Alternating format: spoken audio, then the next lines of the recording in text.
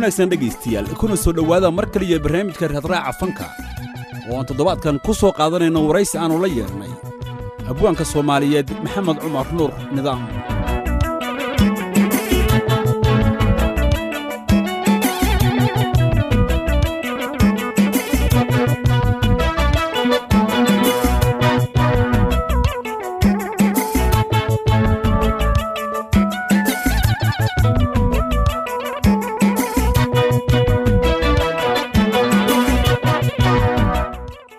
abwaan maxamed cumar ayaan goorsi horeysa waxaan kula kulmay magaalada Baydhabo ugu horeyntiina waxaan wax ka weydiiyay taariikhda safaneed. bismillaahir rahmaanir rahiim. fanku wuxuu ugu bilowday xilliyadii leegada, halkaas ayaan ka mid ahaa ardadii heesaha ku fiicnayd. kadibna waxaa la saaray calankii jamhuuriyadda 56dii. markaas ayaan waxaan ka qayb galaanoo nin yara koox la yiraahdo magaceeda Buluugley oo ay ka mid ahaayeen sida Saciid Xarawi ninka loo yaqaano abwaanka, Magool nin la yiraahdo Cabaaye iyo nin Xamari la yiraahdo oo isaguna falowga tumi jiray.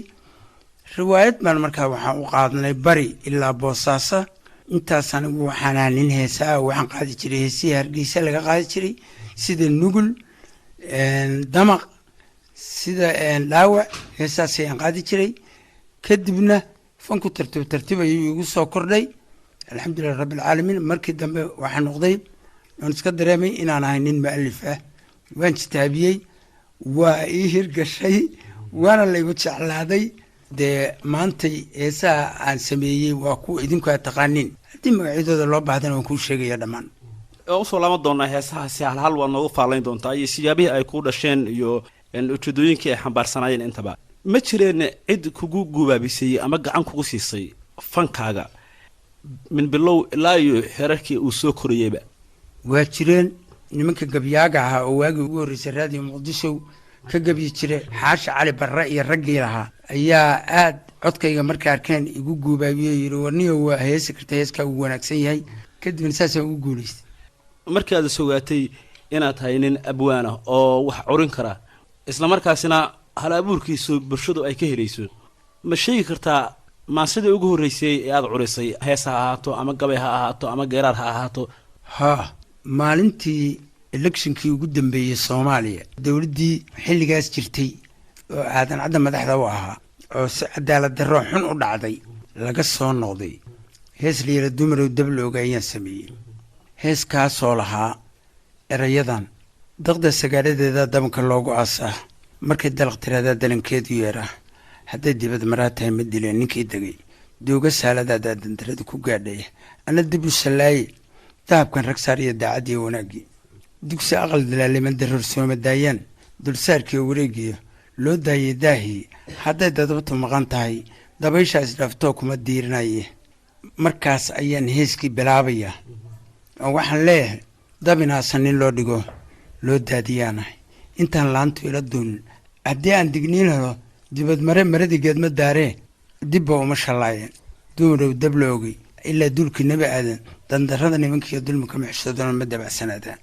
markaasaa dumarkii igu dheganayen maxaa dumarka sidaa u tiri. kadibna waxaan sameeyey heeska la yidhaahdo ragow dumarku waa tiir. waxaa ka mid ahaa taliyaha ilaah baa tabaabulay adduunka taa waan ogsoonahay, markuu aadan tabarsaday waa loogu talagalo xaawaa tis qaatay, waa iga tusaale ragow taa ogaado ragow dumarku waa tiir. yaa ku luqiyay heestaas dambe oo ragow dumarku waa tiir oo aad ku xalmarinayso hablaha Soomaaliyeed? labadaba xasan aadan baa ku luqiyay, bar wardheer baa laga qaadi jiray, idaacaddana waa loo diiday. maxaa ku xigay marka oo fankii maadaama aad soo gashay kooxdii ugu horreysay oo aad ka mid noqotay kooxdii ayay ahayd? koox gaara kama mid noqon. waxaan gacanta ku hayay iskuulaadka iyo arrimaha bulshada dhan magaalada Baydhabo, orientationada iyo dhammaan anagoon seetimaankiiba secondary schoolka iyo intermediate-ka iyo dugsiga hoose intaba waxaa loo bixi jiray degmooyinka altitude la isku oran jiray. intaasba orientationaan ka wada dhisnay. anigaana markaas madaxo ah dhismayaashaas oo dawladda markaa ay xirsaday abaabulka guud ee arrimaha bulshada. ma jireen wax sugaan ah oo aad ku cabiraysay baraarujinta iyo hanuuninta dadweynaha ee aad u xil saarnayd? haddaan ku soo xasuusiyo, waxaa hameen noo yimid darbana muddo meesha la yiraahdo madaxweynaha jamhuuriyadda Maxamed Siyaad Barre naxariista Allah siiye. wuxuu nagu dardaarmiyey inaan qof ka hormari karin kuraasana si sinaana loo dhigto.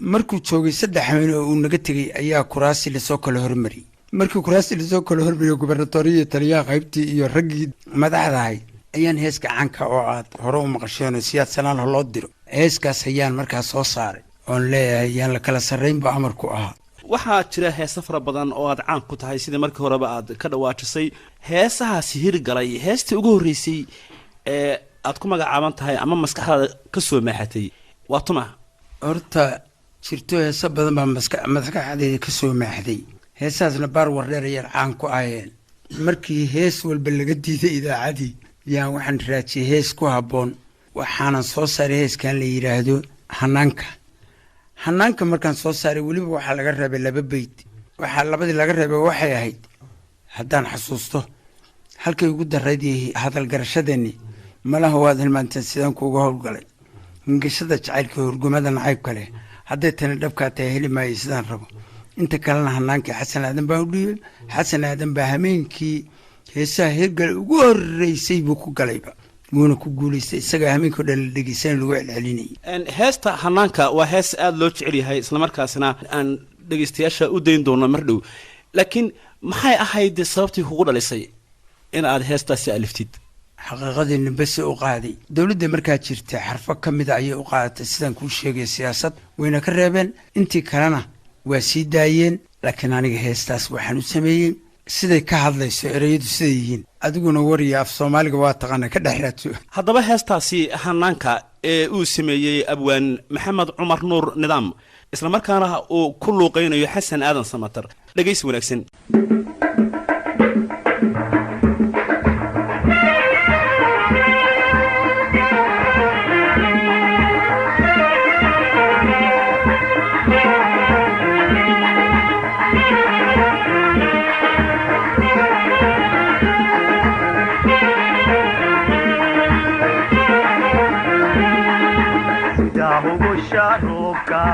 أما يلعبوا يوداي هو بعم بسلاكي هرو ذبيتا قولوا هيامو وبالتهنكي ورري وحوسيه تقيا هدا قدع سيلوتيو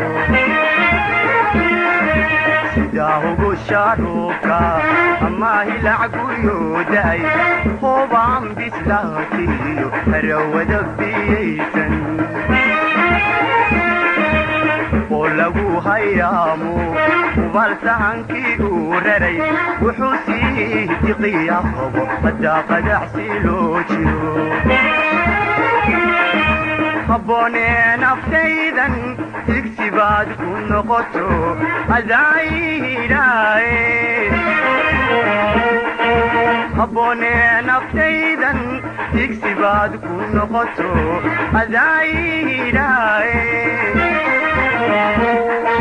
هداتي دو هذا الكيغا أبي وحن نسيب كيغا الكيغا أكسوغايا هداتي دو هذا الكيغا أبي وحن نسيب كيغا الكيغا أكسوغايا